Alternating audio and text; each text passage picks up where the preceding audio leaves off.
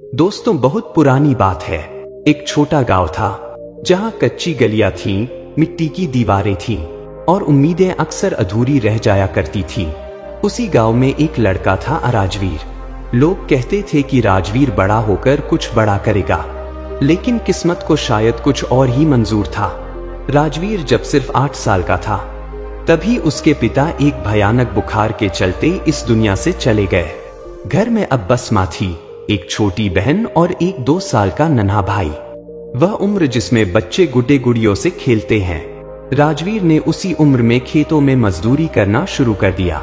सुबह सूरज उगने से पहले वो जग जाता, माँ के साथ कुएं से पानी खींचता और फिर नंगे पांव खेतों की ओर निकल पड़ता। दिन में दूसरों के खेतों में काम करता और रात को अपनी बहन को कहानियां सुनाकर सुलाता। धीरे धीरे वह बड़ा होता गया, लेकिन जिम्मेदारियां उससे भी तेजी से बड़ी होती रहीं। जब राजवीर 20 साल का हुआ, माँ ने उसकी शादी गांव की ही एक सीधी सादी लड़की सीमा से कर दी। राजवीर ने सोचा कि शायद अब उसकी जिंदगी थोड़ा संभल जाएगी। उसे लगा कि अब उसका एक साथी होगा जिससे वह अपने दिल की बात कर सकेगा। लेकिन असल जिंदगी कहानियों जैसी नहीं होती। शादी के कुछ ही महीनों बाद पैसों की तंगी ने सीमा के चेहरे से मुस्कान छीन ली। राशन लाने के पैसे नहीं होते, बच्चों की दवाई के लिए उधार मांगना पड़ता।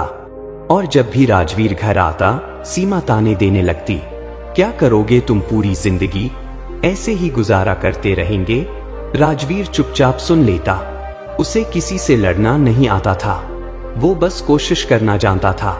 लेकिन किस्मत हर बार उसकी कोशिशों का मजाक उड़ाती। राजवीर अब अंदर से धीरे धीरे टूटने लगा था। दिन भर खेतों में काम करना, फिर घर आकर झगड़े झेलना और ऊपर से बच्चों के भविष्य की चिंता, सब कुछ मिलकर उसे थका रहे थे। उसे लगता कि वो एक ऐसे कुएं में गिर चुका है जहां से ऊपर निकलने का कोई रास्ता नहीं है। एक दिन जब उसकी बीवी ने ताना मारा कि काश मैं किसी और से शादी करती, उस रात राजवीर पहली बार अपने आंसुओं को नहीं रोक पाया। वो चुपचाप घर से निकला और गांव के बाहर वाली सूनी सड़क पर चलता चला गया। सुबह होने तक वो एक पहाड़ी गांव पहुंच चुका था। वहीं एक पुरानी सी झोपड़ी दिखी जिसके बाहर एक बुजुर्ग बाबा बैठे हुए थे। लंबी सफेद दाढ़ी, शांत चेहरा और गहरी आंखें, मानो सारा जीवन पढ़ चुकी हो। राजवीर उनके पैरों में गिर पड़ा। बाबा, मैं थक चुका हूँ, अब जीने का मन नहीं करता, बस थोड़ा सुकून चाहिए। कुछ तो ऐसा हो जिससे ये दर्द कम हो जाए। बुजुर्ग ने शांत स्वरों में कहा, बेटा, अगर सुकून चाहिए तो पहले बताओ कि सबसे बड़ी तकलीफ क्या है तुम्हारी। राजवीर बोला, बाबा, मेरी जिंदगी में हर वक्त कोई न कोई परेशानी बनी रहती है। कभी पैसों की तंगी, कभी बीवी से झगड़ा, कभी बच्चों के लिए चिंता, कभी मन में डर। मैं कभी चैन से नहीं जी पाया। बुजुर्ग मुस्कुराए, तो ठीक है, अब कुछ दिन मेरे साथ रहो। कल सुबह एक यात्रा पर चलेंगे। अगली सुबह सूरज की पहली किरण जमीन को हल्के हल्के छू रही थी। पहाड़ियों के पीछे से नीली रोशनी उतर रही थी। राजवीर बाबा की झोपड़ी के बाहर बैठा था। घास पर ओस की बूंदें चमक रही थी, लेकिन उसके मन में एक सवाल था, कहाँ ले जाएंगे बाबा मुझे। तभी बाबा बाहर निकले। उनके हाथ में एक लकड़ी की छड़ी थी और कंधे पर एक छोटा झोला। उन्होंने बिना कुछ कहे बस उसकी तरफ देखा और मुस्कुराकर बोले, चलो बेटा, आज तुझे जिंदगी की असली किताब दिखाऊंगा। दोनों पैदल चल पड़े। गांव पीछे छूट रहा था, रास्ता जंगलों से होकर निकलता था।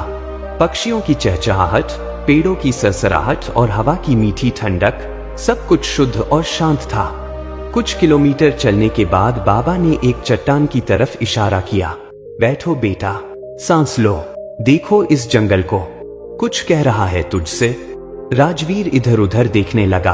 पेड़, झरना, मिट्टी, सब कुछ शांत लेकिन जिंदा लग रहा था।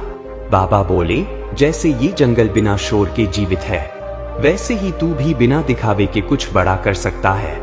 लेकिन पहले तुझे अपने भीतर की आवाज सुननी होगी। शाम होते होते वे एक नदी किनारे पहुंचे। ये नदी गहरी थी, शांत थी और किनारे पर चट्टानों की एक लंबी श्रृंखला थी। बाबा बोले, अब असली पाठ शुरू होता है। ये नदी कुछ कह रही है, सुनो इसे। राजवीर चुपचाप बैठ गया। पहले पहल तो उसे बस पानी की आवाज सुनाई दी, लेकिन धीरे धीरे जैसे हर लहर उसके भीतर कुछ बोल रही थी। मैं बहती रहती हूँ, हर चट्टान, हर मोड़ पार करती हूँ, कभी रुकी नहीं, कभी घबराई नहीं।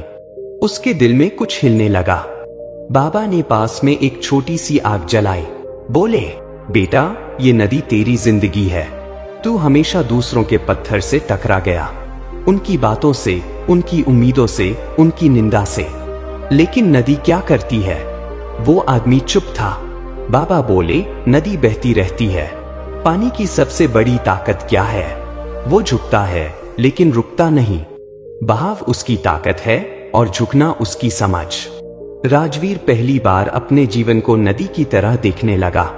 उसकी सारी विफलताएं, ताने, असफल प्रेम, गरीब हालात, सब मानो उस नदी की चट्टानों की तरह लगने लगे।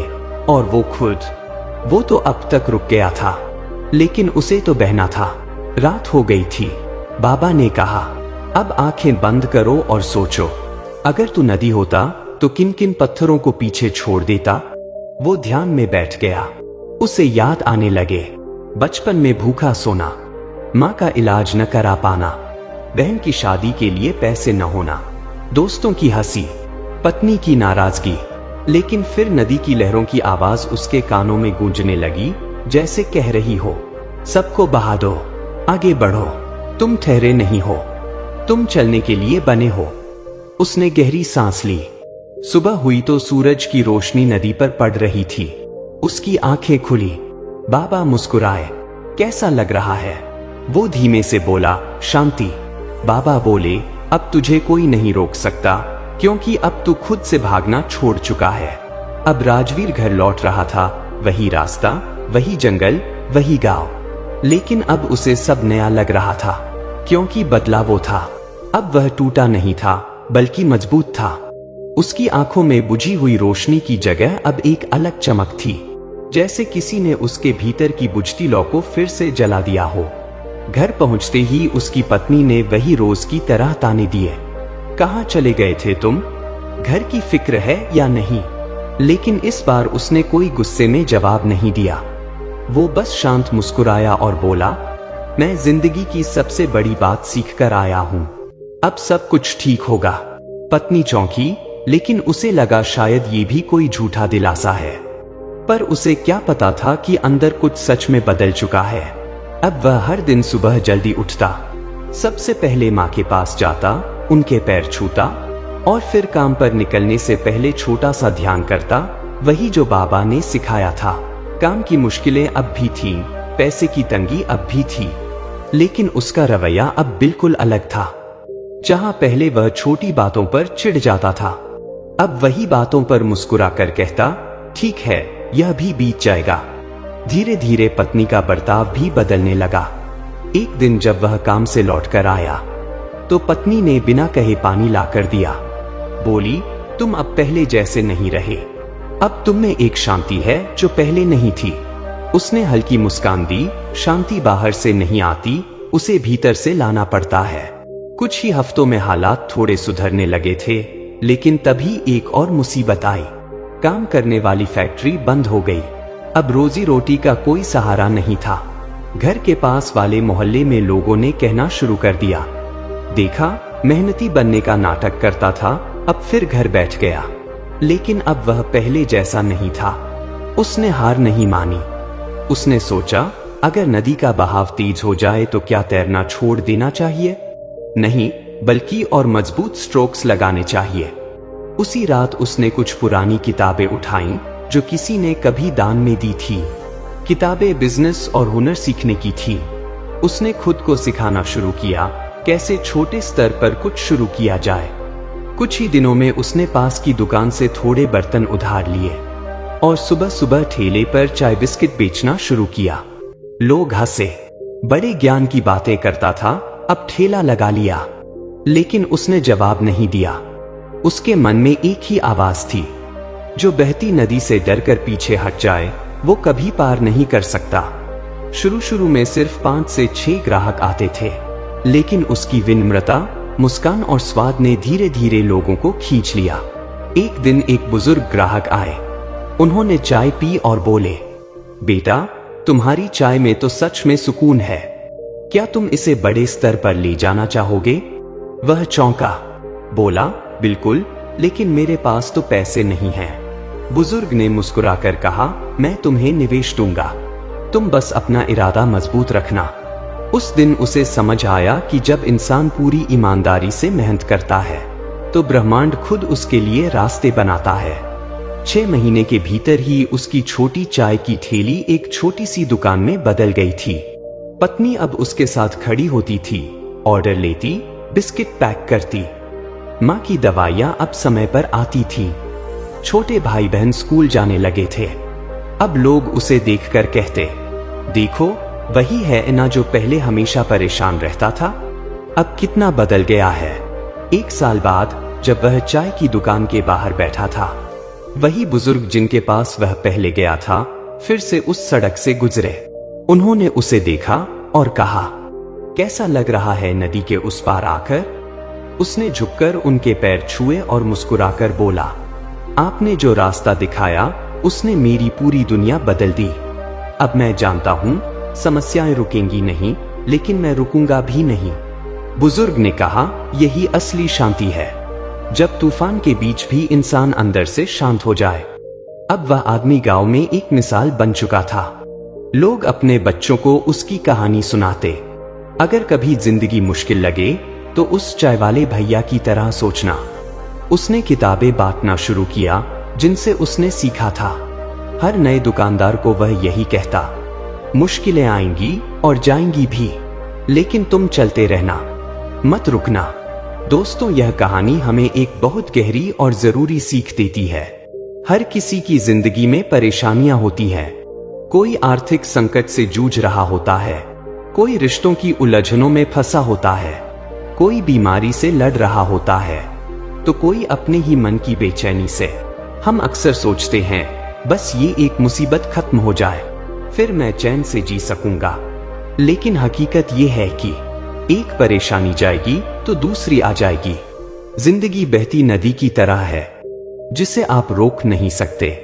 अगर आप इस इंतजार में बैठे रहेंगे कि पहले सभी परेशानियां खत्म हो, फिर आप जिंदगी जीना शुरू करेंगे, तो यकीन मानिए आप सारी जिंदगी सिर्फ इंतजार में बिता देंगे।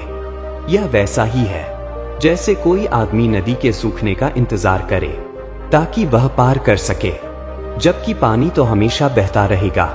इसलिए जरूरी है कि हम मुश्किलों से भागे नहीं, उनका सामना करें। हर परेशानी कुछ सिखाने आती है, हर चुनौती हमें और मजबूत बनाती है। सच्ची सफलता और शांति तब नहीं मिलती जब जिंदगी आसान हो जाती है, बल्कि तब मिलती है जब हम मुश्किलों के बीच भी चलना नहीं छोड़ते। दोस्तों, तो याद रखो, रुको मत, थको मत और इंतजार मत करो। चलते रहो परेशानियों के साथ भी, क्योंकि चलने वाला ही आखिर में पार भी करता है। अगर ये कहानी आपको पसंद आई हो तो कमेंट में जरूर बताएं और किसी ऐसे इंसान के साथ शेयर करें जो आज हार मानने की कगार पर है, क्योंकि शायद इस कहानी से उसकी भी जिंदगी बदल जाए।